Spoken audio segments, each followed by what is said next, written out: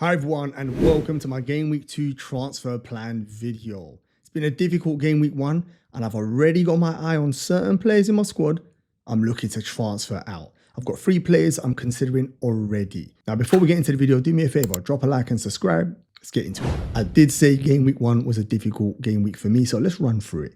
Sales nearly kept a clean sheet, only for them to concede a pointless penalty in a game they were cruising in. So the clean sheet was gone. Dubravka, at least he plays. That's the good news. No points, of course, but at least he plays. If we need him in the future, that's nice for a £4 million playing goalkeeper. Van der Ven turned up, kept a clean sheet. We'd take that all day. Nearly got a header, actually, from a set piece. Cucurella was the star defender in my team. Very attacking. I'm more than happy that I spent £6 million on him. Juve is already a small concern. The reason it's not a big concern, first of all, it's one game. Second of all, he's only 4.5 million. You can bench and rotate him. That's one of the reasons he's in my team. But a very poor performance by West Ham, which is alarming. We'll talk a bit more about them later. Anderson and Estev, no points. Both are on my bench, but the good news is at least they played. So the minutes was good. That's one thing I wanted to do at the start of the season, and I think I've got that right. Mohamed Salah, my captain, luckily turned up in the last couple of minutes. It was a crazy game where Liverpool scored 4 goals, so it would have been strange if Mohamed Salah didn't get an attack in return. Fortunately, he did put one bottom corner of his weaker right foot. Beside him, Palmer, another player. There's a bit of concern here. We're going to talk more about him in detail later. The reason is he cost me 10.5 million, and I'm not even sure I have the confidence whether to captain him against West Ham at the moment. That's how things don't look that great. Chelsea's performance didn't fill me with much confidence. Rodgers in a game against Newcastle, who were very good, but the red card killed my 2 Aston Villa attackers instantaneously, so that wasn't great at all. Bruno Fernandes, no returns again, but playing against Arsenal, I wasn't expecting much. He's a player that I know for the upcoming fixtures, there's some joy there for me. NDIAYE was a difficult watch. I'm recording this straight after their match versus Leeds, and it was hideous. I reminded myself, why did I pick an Everton attacker where they are managed by Moyes, who doesn't attack? Very strange. He's a horrible manager in modern day football. Like, fair play, he gets the job done, he'll keep you in the league. But he's a hideous manager for footballing styles. Like, oh, just terrible. I mean, at least NDIAYE takes penalties. I'm going to keep saying that to myself. Up top, Fulkrug, there's alarm bells ringing. That West Ham performance wasn't good. I watched it and he was bad. He looked like the pub player I thought he was last season. Honestly, very, very bad. And the worrying part is the Sunderland game was almost a lovely game. It was a way to hopefully get a couple of attacking returns in game week 1. That hasn't materialized. Now I'm looking at him in my team facing Chelsea in upcoming game week and thinking, did I get this one wrong? Do I need to make a move? Talk about him a bit more later. Ollie Watkins, the red card finished him and Rodgers, so I didn't really expect much from him there. It was a bit of a shame because you never know, in the last 20 minutes, he still could have got something. And Gui, not too worried about him. He was my 3rd bench, so it doesn't really matter. So all in all, a bit of a stinking game week. I'm hoping game week 2 is going to be a bit better. But now let's talk the transfers. There's 3 players I'm interested in, and I'm going to run you through why I'm interested and which players I want to get rid of in this squad. The first player I'm actually considering is the hype guy. He had a great game week 1, and that is Rinders. The new Manchester City summer signing really started game week 1 in a great fashion. A goal and assist. His XG and XA weren't exactly amazing. 0.12, 0.21 respectively, but still. The performance, I watched that match and he was excellent. He could have got a couple more goals, to be honest. That tells you he was everywhere. Very, very impressive. He's already gone up by 0.1, which is annoying for me. Now, what am I considering him? First of all, he looks like a £5.5 million player that's going to be starting for Manchester City with these upcoming fixtures. Spurs next maybe isn't the best fixture, but Brighton, Manchester United, Arsenal, Burnley are very good fixtures. So there's some joy there. And more importantly, it's the minutes. Now you're going to say, why didn't I start the season with him? Why did I start with NDIAYE? Who would be the player I'm considering kicking out of my midfield to make space for Rinders? Now the reason I didn't start with him this season, if I'm totally honest with you, was strictly the minutes. I know his quality, that's undoubted. It was more Pep Guardiola. I wasn't 100% certain he's going to get the minutes. And one of the biggest things that was on my mind at the start of the season is to make sure I pick players that play at least 80 minutes plus. Now I know it's difficult with Premier League squads getting so good and so big. It's quite rare you get players that play 90 minutes these days. I mean, an example of Pep was Marmoush. I considered him. Can you imagine how fuming I would have been if I picked him? 8.5 million and he started on the bench. Have a look at some of his fantasy stats and involvement stats. I mean, the thing that stands out for me here is the minutes per touch, 1.1. It tells you he was pivotal. Basically, everything went through him. Defensively, getting the ball out from the back and in the final third. Very, very important player. Is this going to continue in game week 3, 4, 5? Well, you can never be 100% certain with Pep. But from early indications, I've got huge FOMO to not owning this guy. And potentially I can free up some money if I get rid of someone like NDIAYE or maybe even Palmer. We're going to talk more about him as well later.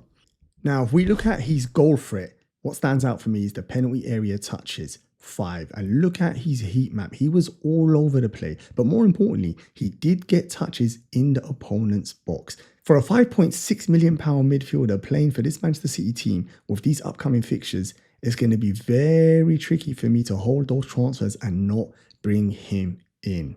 Up next is Spurs. Now, I expect this game to be much more difficult than they had it against Wolves, but I will say this game has history. Look at the screen right now. You see in previous games, Manchester City and Spurs do go at it. I do appreciate Ange was the manager for some of those fixtures and now it's not. Thomas Frank won't allow that toe-to-toe style of game. Is that enough to put me off going this week with Rinders, or do I wait one more week as this fixture might be tricky and I've already lost team value, so what's the rush? And lastly, let's have a look at his predicted points. Rinders is predicted to score 3.17 points this upcoming game week against Spurs, and Manchester City are at 70% for their odds of winning against Spurs. Sounds pretty ominous to me. The next player I want to talk about is the Brentford striker, Thiago. Looking at his XG and XA, you're probably thinking, why do I even have him on the screen and why would I consider him? Well, one of the main reasons is I've currently got Fulkrug in my team, who was terrible against Sunderland. And in fact, West Ham weren't great against a promoted team. And here's Igor, albeit with those statistics not looking too great, there is one very important statistic. He took a penalty. Now, if you're telling me I can have two strikers, both not great, both playing for average teams, but one of them takes penalties, surely that's enough to consider him to make that transfer. His stats don't fill me with great confidence either. 2 penalty touches, but the only good thing is he did play 90 minutes, if that is some consolation. For £6 million strikers, you don't tend to get much. So basically, if they do take penalties and play 90 minutes and have okay fixtures, you could consider them. So I'm not going to sit here and say to you there's a lot going for Thiago, because the reality is there isn't. The only issue is here. If I'm stuck at that 6 million price point and Fulkrug doesn't look like he's going to turn out to be the striker I thought he would be, then maybe there is a route for me to move over here. And as I said, look at the screen here, the penalty taken, it did cost my sales clean sheet, but a penalty taking striker at 6 million, yeah, it's not too bad at all. Will his expected data fill me with confidence? 3.5. predicted points for this upcoming game week, and Brentford's percentage of winning, their odds of winning the match is 40%. Aston Villa more than likely going to cook them this weekend. I'm very unlikely to make this transfer upcoming game week, but the reason I put him in here is if you're like me and you've got Fulkrug, we do need to start looking at other £6 million strikers or ripping up the structure and taking up that 6 million striker to a 6.5 or a 7.5. Now, the last transfer I was thinking about is Harland. Now, of course, no statistics I put on the screen is going to make any difference to you. We all know how good he is. The guy's a goal-scoring machine. Probably if you don't own him like me, it's because you probably went for the Salah, Palmer, or maybe Saka, and you can't afford a big hitter like him at 14 million. So why am I considering him? Well, the truth is if my confidence in Palmer starts to wane anymore, there's a possibility I get rid of him and bring in Harland and go with a Salah and Harland team. Very expensive. It means I'll have to have 2 or maybe even 3 cheap midfielders, because I'm starting to think, am I even confident in captaining Palmer? Now, before you say to me, it's only 1 game week, of course, I'm totally aware. I've not even made a transfer. These are just the thoughts in my head on different plans and different permutations. You need this in FPL, so just in case you want to react, you actually know what you're going to do. It's more than likely I'm not going to make a transfer this game week. Even though it's been a poor game week 1, I'm not going to make a transfer. And I'd possibly recommend that to you as well. It's so early. Look how much information we got in game week 1. Just think how much more information we're going to get in game week 2. And that's the way to see it. Even though, as I said, the FOMO was difficult with certain players rising and certain of your players might be dropping. That's when it's super frustrating. Now, Harland got 2 goals and probably would have scored more if it wasn't for Pep taking him off. You can see Harland's face. He wasn't happy at all. That Wolves team was poor. He knew there was a hat-trick in there for him. Looking at his XA, you know he's not setting no one up. He's only interested in banging those goals in. Upcoming fixtures are good. We looked at them when we were speaking about Rinders earlier, so I'm not going to go through them now.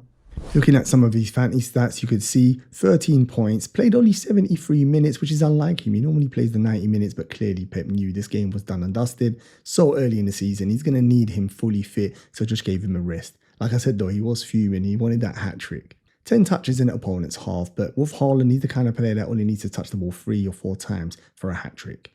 And that's almost confirmed by the next statistics. 7 penalty area touches and yet 2 goals in 70-something minutes. Tells you he's dangerous. He doesn't need many touches to bag the goals. Running through the stats is almost pointless, but it's just a reminder of what his game week 1 was and how well he played and how well Manchester City played in the opening game week 1 fixtures. And finally, his expected stats with Harland. I mean, what else do you expect? He's going to be one of the favourites to be captain this game week 2, 6.69. And Manchester City's percentage for winning is around 70%. They're very good odds. You could see them scoring a couple of goals against Spurs. And when they do score, who normally scores their goals? It's this guy here. Now, like I said, I'm more than likely going to roll this game week. But these are the 3 transfers that are in my mind, depending how things go game week 2. Now, Harland would more than likely be a structural change. I'll have to get rid of Palmer, who, let's see. He's got the upcoming fixture against West Ham, who were hideous against Sunderland. Surely we see something from Palmer in this game. Or were we duped by the Club World Cup Championship against PSG? And he's gone back to the norm because the previous 6 months weren't that great. In fact, his last open play goal in the Premier League is in January. Thiago, very unlikely to come in. Fulgrug probably gets another game week, unfortunately, against Chelsea, which doesn't look good at all. But I think I'm going to have to stick by it and get more information, like I just said. And Rinders is the one in this video that I am really itching to bring in. He looks like he is going to be a mainstay in this Manchester City team, clicking up those minutes. And look at it, 5.6 million. That's ridiculous value. So with him, it's probably just a matter of time. See out maybe game week 2, get them more information, and then make my move. How's your game week gone? Are you impressed with your game week 1 score? Are you impressed with your team? Is there any transfers you're thinking about? Get in the comments and let me know who's leaving your team and who's coming in. Now, before you jump off to the next video, do me a favor, drop that like and subscribe. I'd really appreciate that. Got loads more content coming for you this upcoming season, guests and all sorts. Also, tune into the deadline stream. We've got predictions leagues, loads of prizes and all that good stuff. It's a good little community there. You're going to want to be involved in that. Last thing I want to say to you is good luck and I'll see you on the deadline stream.